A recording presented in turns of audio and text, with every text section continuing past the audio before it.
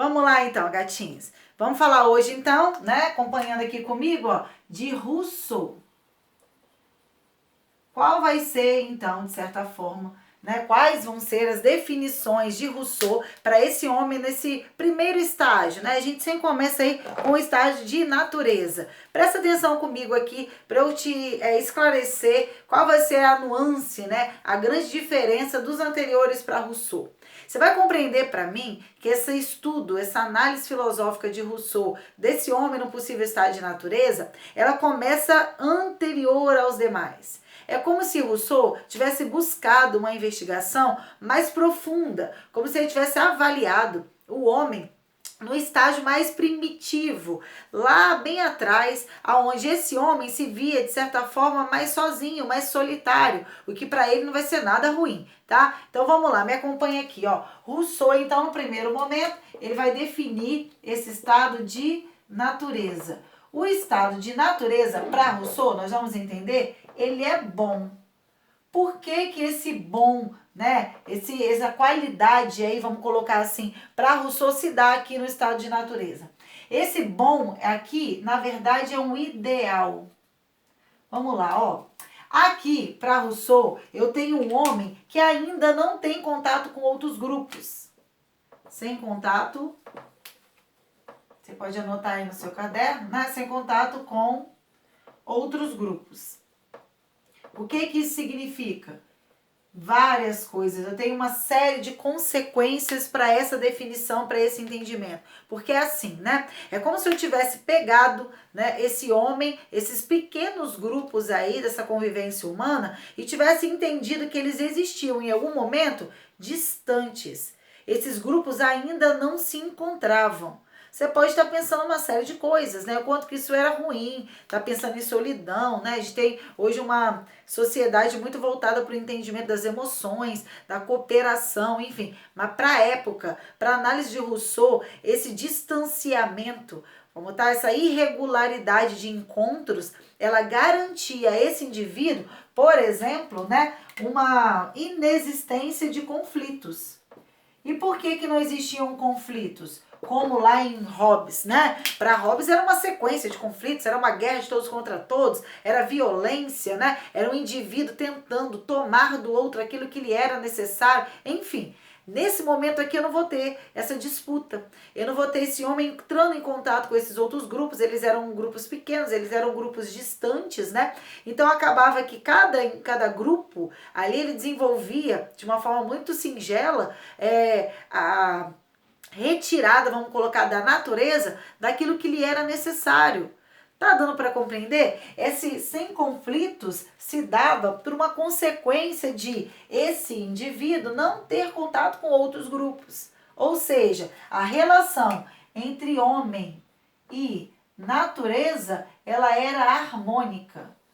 Beleza? Tá? Por que que a relação homem-natureza ela era harmônica? Porque o homem via na natureza algo que lhe era muito caro, algo que era muito útil e necessário, né? Então, ele retirava dessa natureza na medida da sua conveniência e da sua necessidade.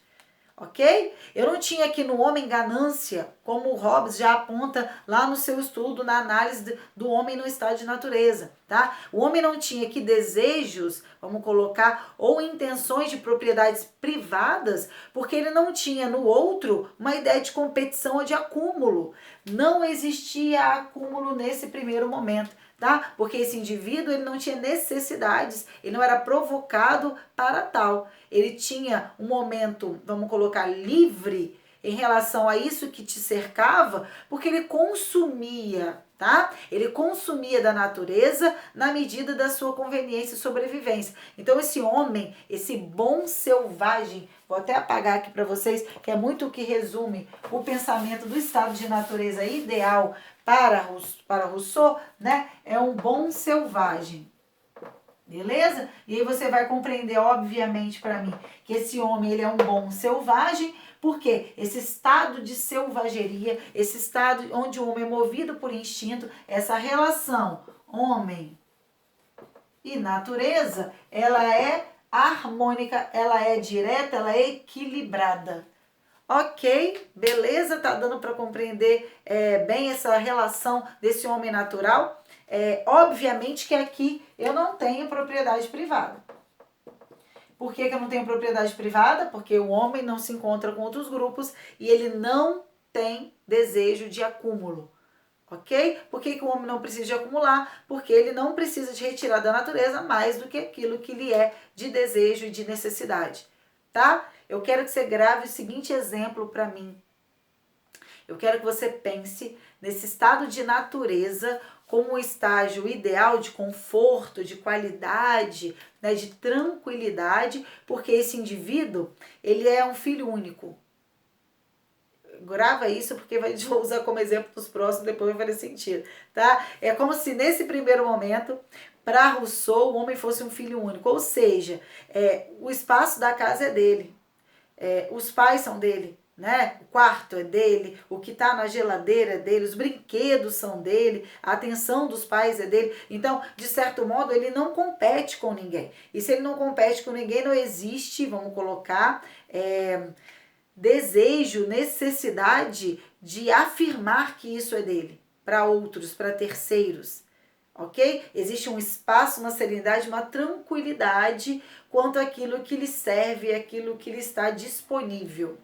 Ok? Então é exatamente isso. Ó. A disponibilidade da natureza se dá de uma forma eficiente para com o homem. Então o homem no estado de natureza é um homem tranquilo, é um homem sereno. Fechou? Deu para entender esse estado de natureza? Você vai entender muito bem a transição para mim agora, ó. Vou apagar esse quadro lindo. Quem quiser fazer as anotações, aproveita aí ou pausa o vídeo, tá bom? Vou dar continuidade então, ó. Esse homem bom, ideal, esse bom selvagem, tá? Ele tem hora marcada, ele tem prazo de validade, tá? O que vai acontecer? Tem uma frase muito interessante de Rousseau, que é muito utilizada, né? O pessoal gosta de colocar em redação, gosta de... Isso cai bastante em alguns vestibulares, né? Bem cobrado o entendimento dessa frase, ok? Ela fala assim, ó, o homem... Já deve ter ouvido, né? Ou lido em algum lugar. O homem nasce bom, mas a sociedade... Sociedade o corrompe. Vamos entender literalmente qual é o desejo, qual é o entendimento para essa frase, essa citação. Vamos lá, gatos. Primeiro, quando ele afirma nessa frase aí, o homem nasce bom, você vai lembrar de tudo que eu acabei de falar, tá? Você vai retomar o entendimento de que o homem nasce bom porque existe nele, não existe, na verdade, nele, necessidade de sentimentos ruins, não existe estímulo para que esse homem veja no outro algo ruim, que existe competição entre esses homens, até porque não existe contato entre eles, ok? A sociedade, ao ser formada, ela leva o homem à corrupção, e eu queria que você entendesse esse processo de transição. O processo de transição do estado de natureza para o estado de sociedade para Rousseau, ele se dá diferente de Hobbes e diferente de John Locke. Você vai lembrar agora rapidamente comigo que lá em Hobbes, o estado de natureza, ele é formado, ele é criado mediante um acordo para com todos, né, para com um grupo, de que se fazia necessário a eleição, né, de um monarca, de um líder, da centralização do poder que pudesse organizar e controlar os desejos e ímpetos daqueles homens, ok? O estado de sociedade em John Locke também se dá por meio de uma criação de um acordo entre os homens, né? Eles precisam legislar em seu favor, eles necessitam de juízes imparciais para mediar as suas transações, né, em relação à propriedade privada, garantindo esse direito à liberdade, ok? Então ela surge mediante um acordo, uma criação também do homem. Agora você vai observar para mim que aqui o surgimento do estado de sociedade, ele se dá meio que de forma lenta e de forma natural. Eu não tenho uma criação de um estado de sociedade. A sociedade vai se formar na medida do encontro desses grupos. Ó, vou fazer um desenho aqui para você. Você tinha grupos espaçados que não se encontravam, né? Então logo eu não tinha configurado plenamente uma sociedade porque eram grupos isolados. beleza? Só que com o passar do tempo, né, lentamente, esses grupos vão crescendo, né? E na medida que esses grupos vão crescendo, o contato entre eles começa a surgir. E do contato entre eles começa a surgir o acúmulo. Vamos lá para o entendimento dessa palavra aí que eu destaquei para vocês, tá? De que forma que o acúmulo, diante do surgimento das sociedades, vai levar a um estágio de corrupção. Você vai lembrar para mim que lá no estado de natureza, eu te dei um exemplo, né? Que é o exemplo do filho único, tá bom? Então você imagina que você estava tranquilão, porque só existia você na casa, a atenção era sua, o presente de Natal era seu, quem colocava a estrela na árvore de Natal também era você, não existia problemas, porque não existia competição. Agora você vai entender para mim que se de repente, né, essa tranquilidade de um filho único poderia vir a ser quebrada mediante o surgimento de uma outra pessoa, um irmão, ok? E aí a gente tem toda a decadência da tranquilidade, da paz, serenidade da alma das pessoas. É quando você tem mais de um filho, tá? Quando você tem apenas um, tá tudo manso. Quando você tem dois, a guerra começa, tá? Por exemplo, vou dar um exemplo aqui por mim, em casa, né? Você compra uma bandeja de iogurte, tá? Não é suficiente. Porque um vai tomar um iogurte, o outro nem tá com fome, mas ele viu que o outro tomou, ele vai tomar também, né? Só que a fome do primeiro era maior, ele toma 2, né? Daqui o outro começa também a querer tomar o segundo, mesmo que não caiba, mesmo que ele não queira, mesmo que não seja do seu interesse, ele vai querer, né, o segundo iogurte. Falha. Vamos continuar. Ele vai querer o segundo iogurte, né? Porque o outro também quis. Veja que a concentração aqui do desejo das ações do indivíduo se vê mediada por conta do outro. Aliás, um desses aqui, ó, vai até esconder um desses iogurtes na bandejinha debaixo da geladeira para garantir que depois ele vai ter direito a um a mais. Porque não basta ser igual, ele tem que ser melhor.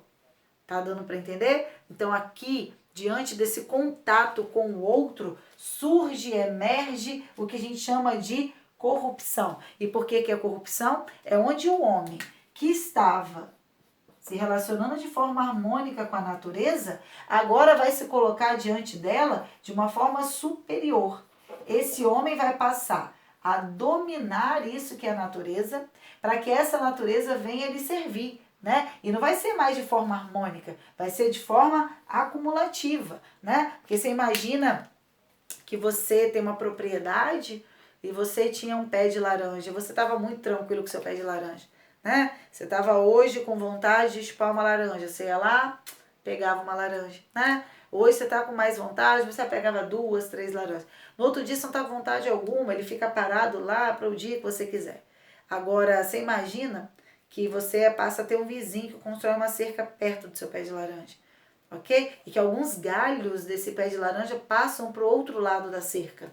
O que poderia acontecer mediante a sua relação com o outro e o pé de laranja?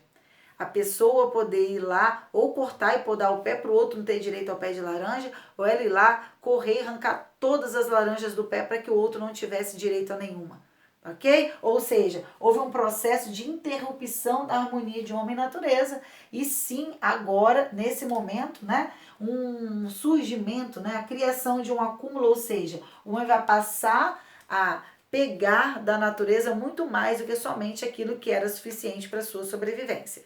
Beleza?